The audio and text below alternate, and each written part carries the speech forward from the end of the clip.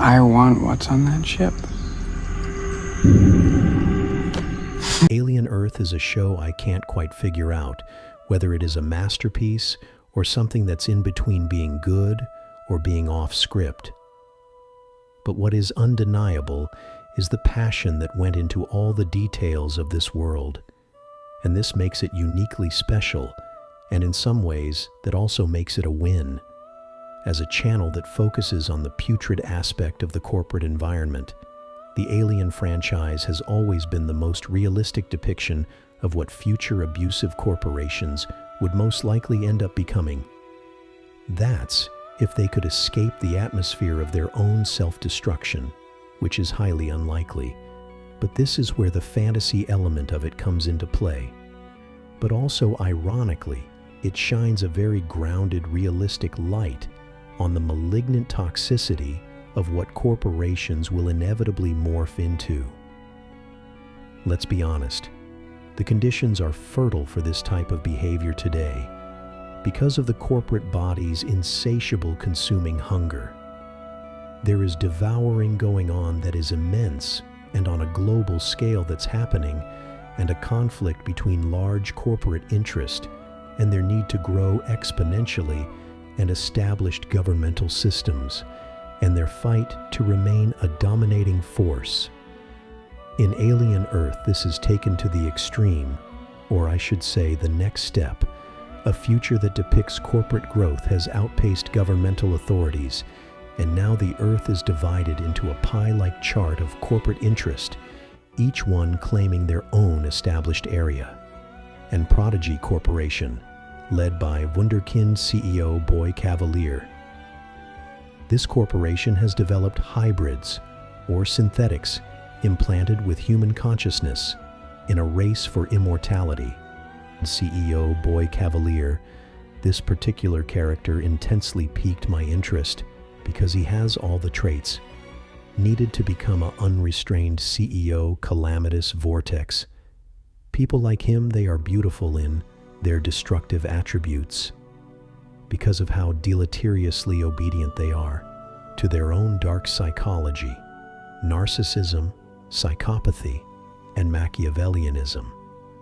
And he demonstrates these attributes by putting it on full display in how he runs his company. What is fascinating is how we sometimes fall into the fantasy that bad business traits will somehow disappear into the future because the future negates the traits themselves. Of course, this is a fantasy and wishful thinking, because personal baggage is always taken with you, especially the ones that are the darkest. In the future, we think that taking advantage of the innocent, like abusing children, will disappear. But that will never happen with the predatorial corporate mindset that even applies today or in the future. And that's what I like about this show. It rips away that illusion, exposing the truth that in pursuit of relentless profit, there is no such thing as truly unethical. The Boy Cavalier corporate mindset put the children in a very precarious, hostile environment because the children are considered property. Without rights over their own body, they have limited freedom, and of course is all dictated by the corporate narrative. All decisions that are made are never for the child's benefit, but for higher profitable outlooks. This is nothing new, but it has rarely ever been addressed. This has historical precedence. In the pursuit of profit, this has happened countless times. This is what institutionalized authoritative child abuse looks like. And this is still happening today on a large scale. It's just been ignored. For example, children used to work in harsh factory conditions and suffered accidents resulting in lost limbs throughout the American Industrial Revolution of 1820s and through 1870s and down to the early 1930s. This wasn't a single-year event, but a prolonged period where industrialization led to families moving to cities for factory work, increasing the prevalence of child labor and related injuries, such as maiming or amputation from machine accidents, as seen in a 1932 study on injured children. And to make matters worse, the end of widespread child abusive labor in harsh factory conditions was not voluntary, but was forced by the government through legislation and enforcement, such as the U.S. Fair Labor Standards Act of 1938. That means that corporate mindset to have children work in those cruel conditions didn't change at all. It's just been regulated to the point where it wasn't profitably beneficial for them at the moment. And of course, with Boy Cavalier, this is exactly what he's returned back to: cheap disposable labor. And for those who think that we're not at that level today, that would be a serious mistake. To believe that, the motivation is still there, the salivating appetite is still there. Even the modus operandi is still alive and well. They just take the long way around to get to the same abusive results. For example, many corporations advertise to children using a wide variety of tactics, often bypassing parents to target children directly through digital platforms, games, and even in schools, which can have negative impacts on their physical and mental health and lead to increased consumption of unhealthy products. Because children's cognitive and emotional development is ongoing, they are more susceptible to manipulation than adults, a vulnerability companies exploit to foster loyalty and encourage specific consumption patterns.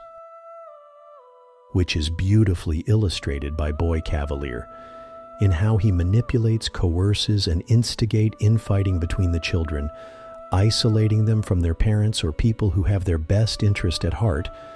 You can't get any more monstrous than what they're facing in that environment. Which I believe is the point, because the contrast between the two beasts, like behaviors, the xenomorph, which is an obvious monster, and the corporate monster, who hides behind manipulative, fanciful words. The real sad part of this is that people are fixated on the Epstein files and what that means, but what they overlook is institutionalized authoritative mass child abuse, and the fact that it's on a scale that most people can't even comprehend, or how insidious it is. The fact is, corporations target children because targeting children creates brand loyalty from a young age, which can last a lifetime. Influence on parents. They become internalized agents of influence within the personal family circle. Marketers know that if they can convince children to want a product, those children will then influence their parents to buy it. The fascinating thing is, Alien Earth doesn't hide this fact, and that it's happening to these children, because it illustrates when it comes to corporate profit, they are used and abused and eventually thrown away. A predatorial corporation would do anything in order to gain whatever it desires. That is to say, their cruel means will justify the ends. And to help them convince those who may have reservations within the ranks, they will use different terms like helping making life easier, or changing the future for the better, or helping society evolve. What I like about this show is it shows that every person who sees a vested interest with these children will use grown tactics to manipulate that child to get what they want, at the expense of that child's emotion, like with the synthetic child Nibs, who's having some sort of emotional PTSD through the trauma she went through, and rightfully so. But instead of being in an environment that is conducive for healthy growth, she's surrounded by people who are corporately incentivized to ignore it. In summary, this is a wonderful visual depiction on the depths a toxic corporation will steep to in order to get what it craves the most: short-term, large profit.